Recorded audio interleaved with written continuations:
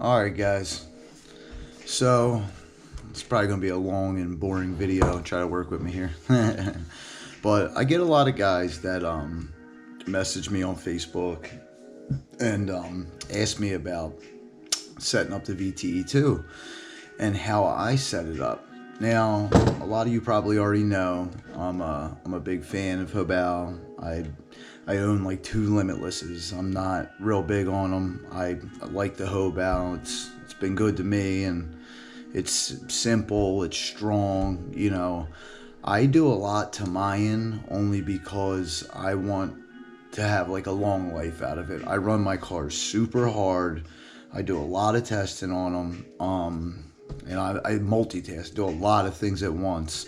So everything that I do to my cars, I kind of just do it based on things that went wrong in the past, and basically just to get constant runs out of them all the time, non-stop, you know, other than just letting them cool down and swap the tires. You can ask a lot of people like Sean Marsh and my buddy DJ, guys that go out running with me before.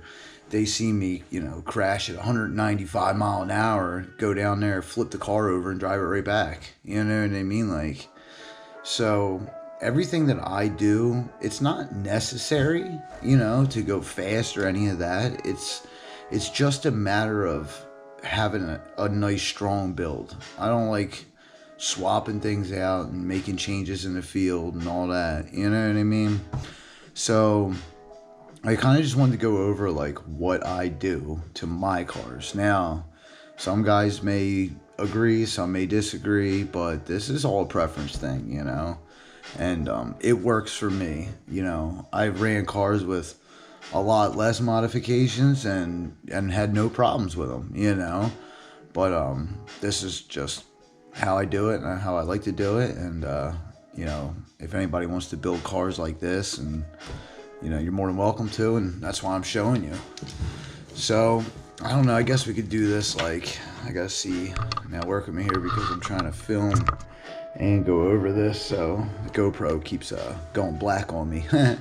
But, I guess I'll just start with the rear, I started using all these arms because, I run a lot of duals and they're heavy, so there's a lot of like flexing in the arms, and it causes a lot of vibrations, all that in the rear end when you're going super fast. So the whole thing is to like try to keep, our wheels together as long as we possibly can, to do the runs. But all right, let me just go over this. So basically, here, I took all this stuff off so that everybody can kind of see what I do here. I like to run the metal diffs. Now, I don't know if you can see inside here. I use rear lockers, a lot of scorched parts, Like I said, I like everything to be solid. So that's a through shaft locker in the back. In the front, just a normal locker.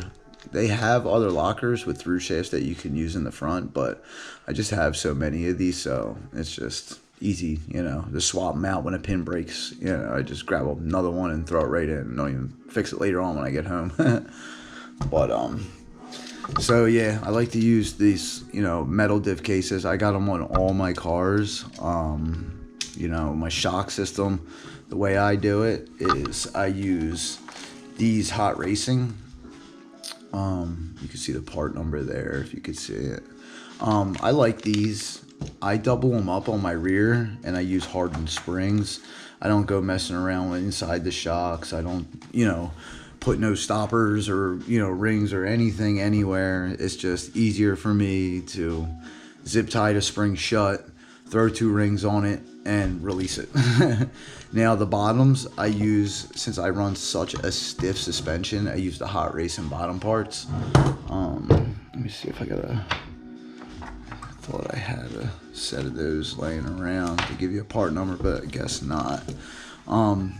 I run a real stiff suspension. A lot of other guys, they don't really run their shock standing up. I once in a while I see another guy doing it or whatever, but it's just what I'm used to, and it works for me. Everything I do, like I said, it just works for me. So once I find like success in one thing, I try to keep it going. metal hubs, you know, front and back sometimes. Right now I got these plastic ones on right now, but you can use the scorched front knuckles. I ran them for a little while, and everything was going good, and then I started having complications in the steering. I don't know 100% for sure if it was these or not. I'm not going to say. Yeah, I mean, it, you know, theoretically, yeah, it's going to change the geometry of it. You know, these are meant for the Arma. The hobao reacts differently. So this is something that you guys might want to keep in mind. Let me see. Let me grab another car here. All right. So, just pull this one aside for a second. So, with the hobao, let me come over here so you guys can see a little bit. So, it's kind of hard to tell right here, but when you push down on the car on a hobao, they tow in. So, on a limitless, when you push down on it, they tow out. Don't quote me on that, but it's either that or vice versa. I noticed it one day when I was working with both of them right next to me. This is a V1. It's a little dirty. This car's been putting in a lot of work lately. But as you can see, even from the V1 to the V2, it's the same setup. You know what I mean? Everything I run exactly the same. I've had huge success with it. I built everything for strength. This is one with all the electronics on it, so you can kind of get an idea of how I do everything. You know, I don't care about hiding it, dude. There isn't really anything special going on. There's no hidden secrets. You know, yeah, I don't, you know, whatever. But this is how I run all my cars. You know what I mean? Nothing to hide there. Nothing special. I run launch control. I run a gyro. I run cat packs. A lot of guys don't run cat packs. You know, I started running without them, and for some reason, I wasn't seeing the same numbers. I don't know why that is. You know, obviously, without running cat packs, you're going to have a higher ripple. I can't see how that's going to affect mile per hour. So that's a whole different discussion in itself, or whatever. But, yeah, back to this now. So, that's how I run the back end. You know, this is a little hint for you guys. So, this is a new car. So, it's got the inserts in it right now. And it's the 2.0.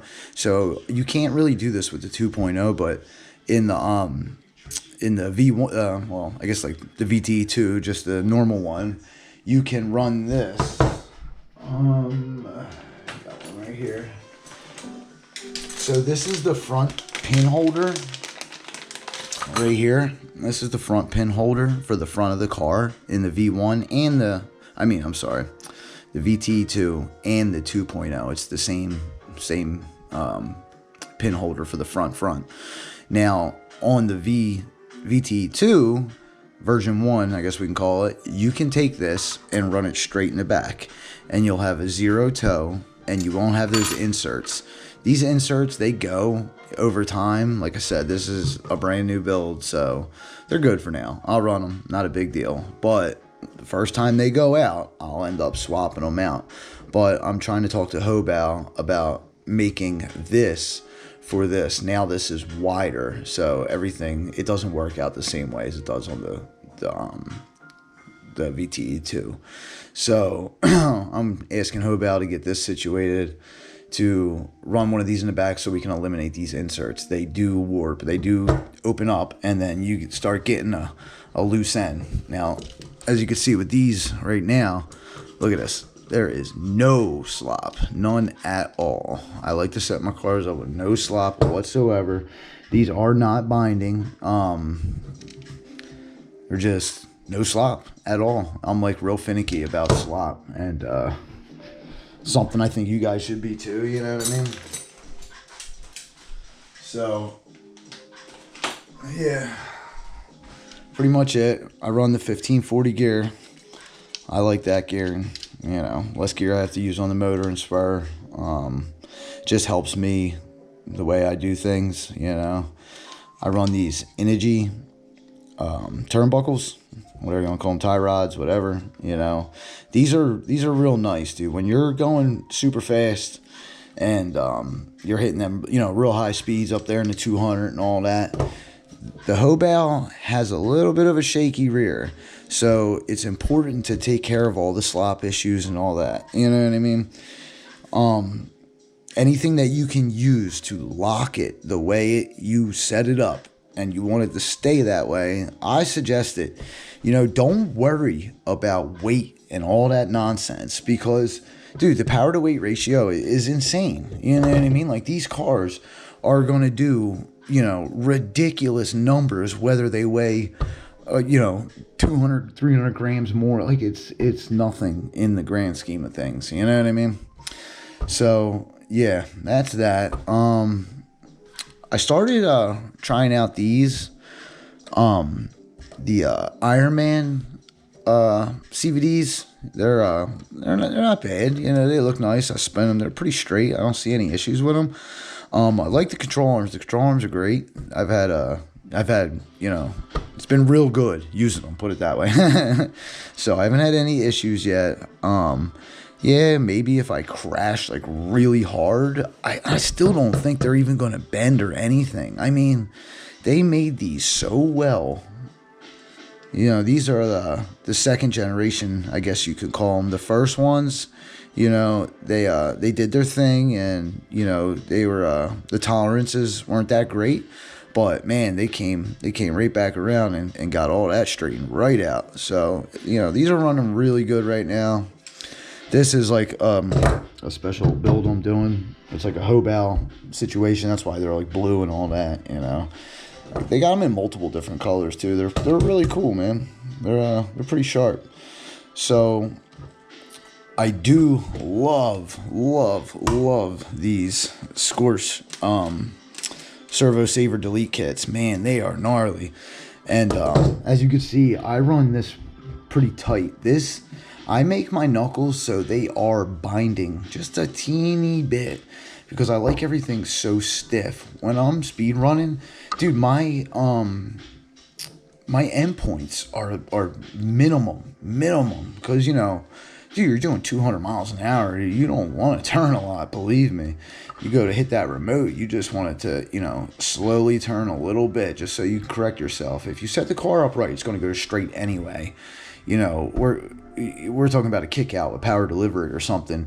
You know what I mean? You got to recorrect in the middle of a run. You know, you want it to turn just a teeny bit. So I make all this stuff pretty stiff. You know, the servos, they're strong, man. You know, they can push right through a little bit of binding, no problem. Ain't even going to be an issue.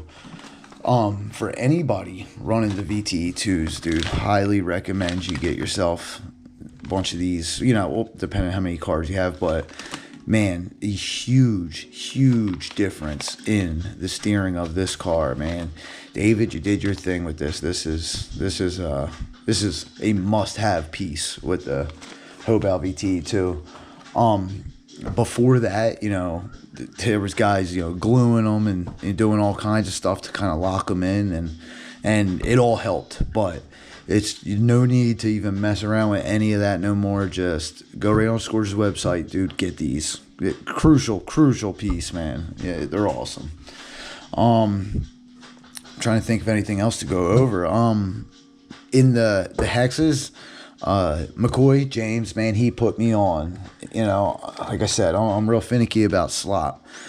He showed me these. These are awesome. They come in all different sizes and variety packs, so you know you can shim everything out the way you want it, man. Like, look, nothing. There is nothing there, and that's smooth as could be. You know, no binding, no nothing, just right. So, get these. They're awesome. Sorry, I don't have a partner. Oh, maybe I do. You see that? Can you see that in there? Steel shim pack. Yeah, check them out, man, on Amazon. These are awesome. These are great. Thank you, James, by the way. Love these things. I use all kinds of shims, but, man, they're crucial, you know. They really are. They're a good product right there.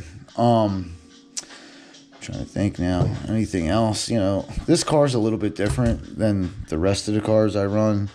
only because I'm doing something different with this, and it will be a duel. It is going to be something special. I don't know. Again, I'm not really going to announce it right now, what I'm doing with this. I got something else that's pretty cool that, you know, I think you guys will like. So let me push this aside.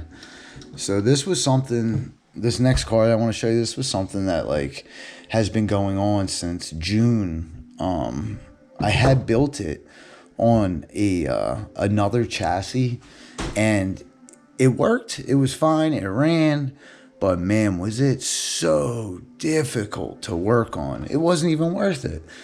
Anytime you had to change anything with the driveline, it was a nightmare. You had to take the whole car apart. So it was, you know, it got put up on the shelf for a couple months while I was waiting in line for my turn to get a special part. And